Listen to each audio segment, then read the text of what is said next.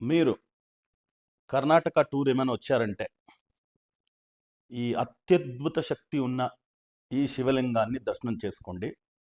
ఈ శివలింగం ఎక్కడుంది అంటే కోలార్ డిస్టిక్ ముళబాగుల తాలూకు విరూపాక్షి అనే గ్రామంలో ఉంది. స్వామి పేరు విరూపాక్షేశ్వర స్వామి అని. ఆ శక్తిని మనము వర్ణించలేము, నోటి మాటలతో చెప్పలేము. అంత పవర్ఫుల్ అయిన టెంపుల్.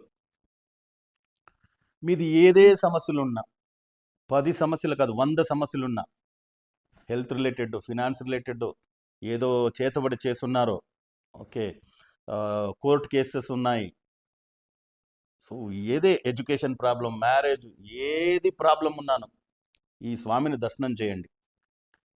ఈ స్వామిని ప్రతిష్టాపన చేసింది వచ్చి అత్రి మహాముని కృతయుగంలో. ఫస్ట్ యుగమే అదే కదా, కృతయుగంలో అత్రి మహాముని ఆయన ప్రతిష్టాపన చేసింది. దాని తర్వాత త్రేత, ద్వాపర, ఇప్పుడు కలియుగం. ఇన్ని యుగాల తర్వాత కూడాను ఆ శివలింగం ఉంది. చాలా పవర్ఫుల్ అయిన శివలింగం. చాలా విశేషం ఏమంటే ప్రతిరోజు ఈ శివలింగం 3 వర్ణాలతో దర్శనమిస్తాడు విరూపాక్షేశ్వర స్వామి. పొద్దున్నే విరూపాక్షేశ్వర స్వామిని శివలింగాన్ని దర్శనం చేసేటప్పుడు ఎర్రని రంగుతోటి ఉంటాడు, రెడ్ కలర్లో. మధ్యాహ్నం అవుతూ స్ఫటిక కలర్లో చేంజ్ అవుతాడు. దాని తర్వాత ఆ మహాస్వామి సాయంత్రము మీకు హనీ కలర్లో చేంజ్ అవుతాడు.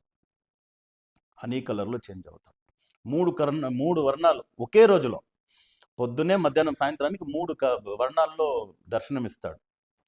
చాలా పవర్ఫుల్ అయిన శివలింగం. ప్రతి మహాశివరాత్రికి సూర్యుడి కిరణాలు వచ్చి ఆ విరూపాక్షేశ్వర స్వామిని తాకుతాయి. ఎంత అద్భుతమైన విషయం. ఇలాంటి శివలింగాన్ని తప్పనిసరిగా దర్శనం చేయండి. మీది 100 సమస్యలు ఉన్నా పోతుంది. నాకు రీల్స్ చేసేదానికి టైం ఉండేదే 1 మినిట్ 2 మినిట్స్ అంతే, ఎక్కువ ఏమీ దీని గురించి చెప్పలేము. ఓకే, అక్కడ మీరు వెళ్ళినారంటే పంచశక్తి, మహాగణపతి, మారమ్మ, పార్వతీదేవి, బగళాముఖి, విరూపాక్షేశ్వర స్వామి, ఇంతమంది ఉన్నారు. ఒక ఎనర్జీ పాయింట్ అంతా ఉంటుంది అక్కడ. పురోహితులతో మాట్లాడండి, దర్శనం చేసుకోండి. సో రుద్రాభిషేకం ఏదైనా చేపిస్తే మీరు, శివుడి కన్నా దేవుడు లేడు, గాయత్రి మంత్రానికన్నా మంత్రం లేదు, రుద్రాభిషేకం కన్నా అభిషేకం లేదు. కుదిరితే రుద్రాభిషేకం చేసేయండి.